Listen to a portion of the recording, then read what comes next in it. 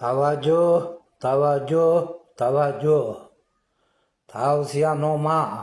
از 30 سال 2025 داده شد به ساکن شهر حصار جماعت دهات حصار دهه حصار سفرعلی افضلشاه اکرام‌الدینویچ سنه تولدش 17/07/1992 سال ملتش تاجیک معلوماتش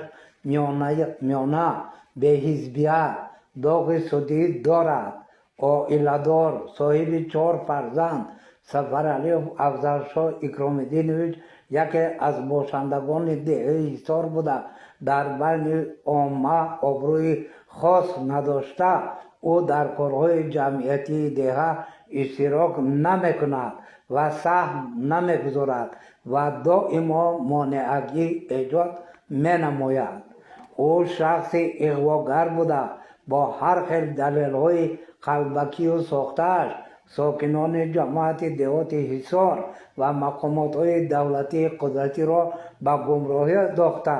از بالای ساکنان دهه کارمندان ملیسا و خویش و تبارانش شکایت کرده آرامی جمعیت را از بین میبرد. اینچنین در بین خویش و تبارانش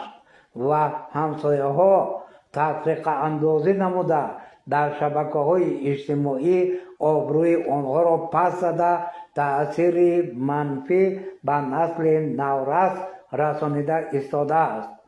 سفرعلی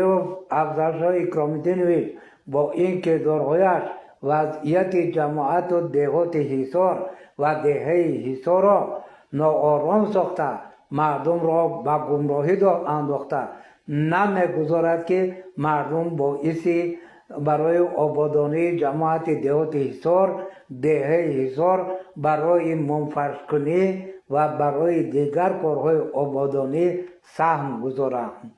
قید کردن ضرور می شمارم که سفرعلی افضلشاه اکرام‌الدینویچ خود را در نزد مردم دهات همچون کارمند سود ناحیه شاه منصور معرفی نموده با شهادتنامه قلبکی‌اش به نام مقامات سودی داغ می آورد. او در جمعیت شخص خوفناک بوده باعث نگرانی جمعیت و ساکنان دهه حصار گشته است. از جانب رهبران جماعت دهات حصار ملا امام و شخصان با نفوذ دهه با او صحبت‌ها گذرانیده شد که نتیجه نداد. ذکر می شماریم که بعد از